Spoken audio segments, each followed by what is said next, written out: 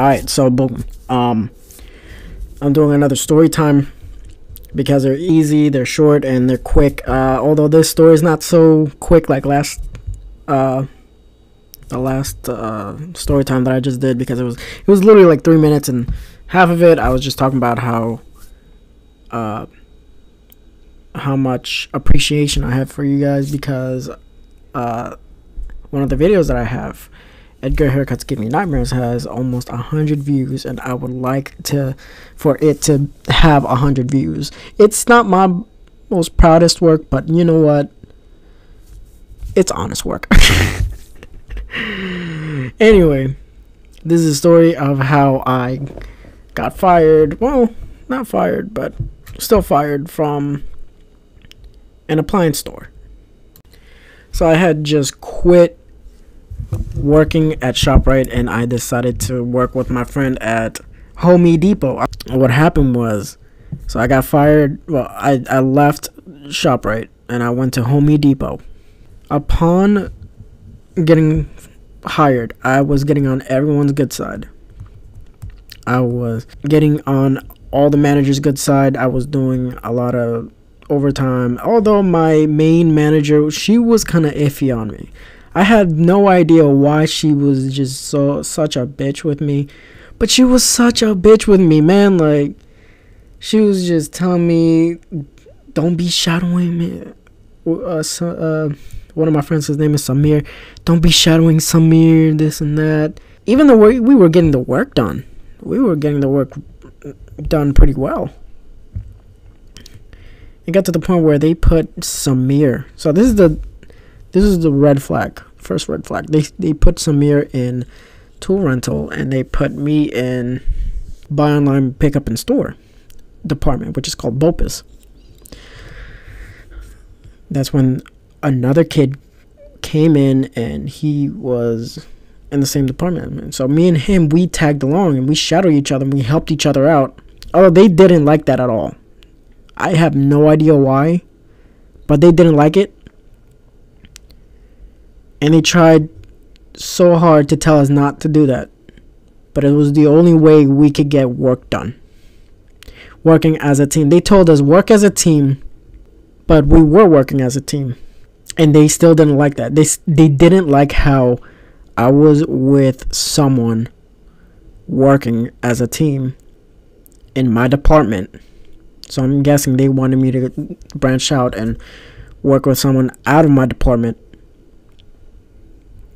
which is kind of stupid if you think about it. You say work as a team, but as soon as you work as a team, they don't like that shit. Not one bit. And now that me and this kid that I was working with, since we were getting work done, but they didn't like how we worked together all the time, they wanted to replace us. So what they did was they got two brand new BOPIS members. Two new BOPIS members. But upon hiring them, they started to realize that most of these orders were incorrect. Most of them were incorrect. So there was a good amount of there. I would put about 75% of them were correct. The 25% was mine, and were pretty much mine and the other kids, Danny's. I'm gonna call him Danny. But their main purpose of being there, of getting hired, was to replace Danny and I. They were trying to replace us, but all the orders came out wrong. And guess who got blamed? First, it comes down to whoever was there longest. And the senior was barely there. He had a full-time job. That job was just his part-time. So it came down to Samir, my boy, me, and then Danny.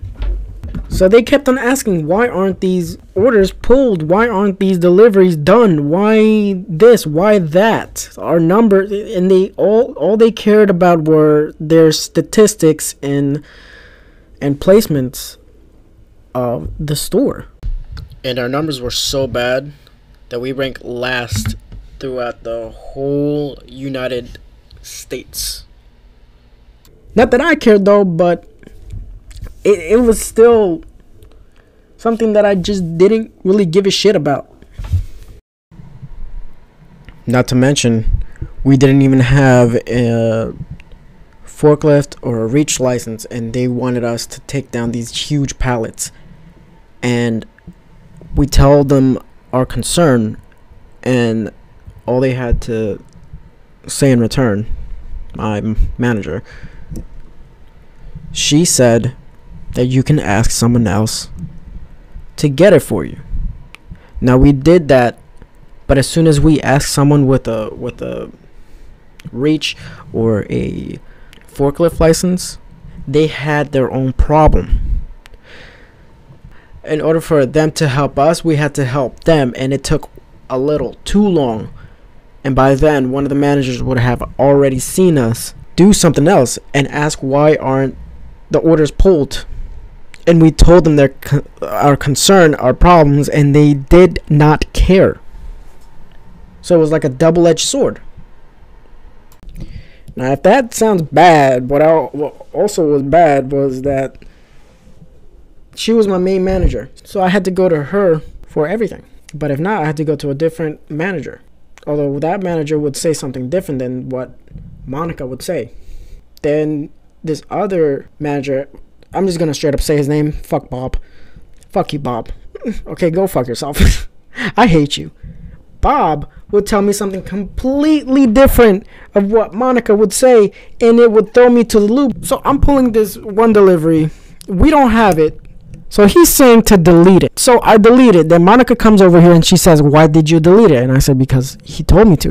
And then I get the lecture of not deleting shit because it hurts us. And I told them this is not what I was told.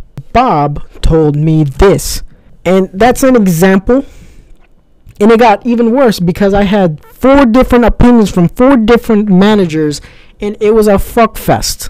It was a complete disaster. It was dog shit. It was complete dog shit. Sorry, my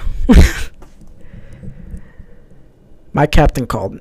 Well, she didn't call me, she texted me. But anyway, it was complete dog shit.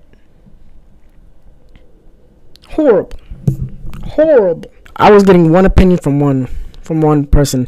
I was getting a different opinion from someone else. Then a different manager was telling me something completely different to the situation. That being said, I try to combat that situation by getting my main manager's phone number. And Bob didn't care though. He said not to contact Monica on her day off. But I knew he was going to get me in trouble. I knew that I was going to get fired because of him.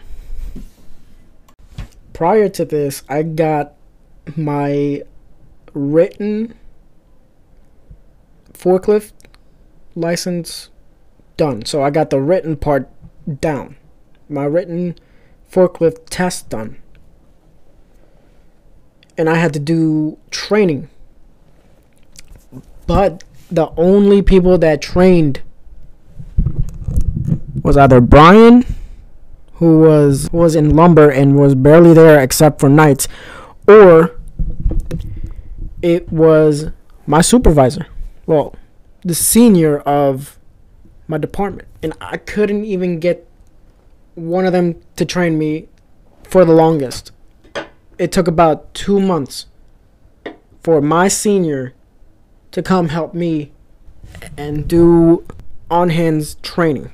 I even had an incident where everyone put the blame on me, even though I was the only person working in my department. I had to pull all these huge deliveries while Samir was in tool room and Monica was doing Monica stuff.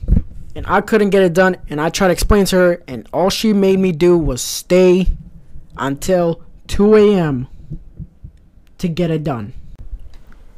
Now going back to the present of wherever the fuck I was at, there was a little bit of a like a party there was a little bit of a bonus that happened, I guess. I don't know.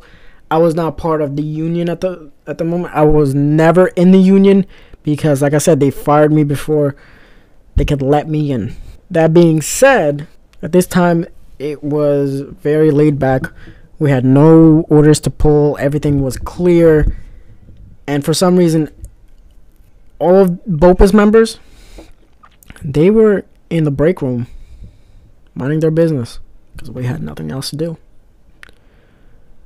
And as soon as we all got comfortable, here comes Monica to just ruin our fun. And she comes up to us and she says, why is there 4, 5, 6 BOPUS members? I don't remember how many BOPUS members were there. She comes up to us and she's like, why are there 4, 5, 6 BOPUS members here and none at the floor? I want you at the floor. And then once she came to me, I said, like, I had it. Like, I was getting pissed off at this bitch so badly. I need you. When she came up to me, she said, I need you at the floor. I said, okay, I'll just throw this shit away. Well, I didn't say this shit, but I said, okay, I'm going to throw these sandwiches away then. He said, no, just finish it and get on the floor. And, you know, I was getting tired of this woman. So I did it. I threw away the sandwiches.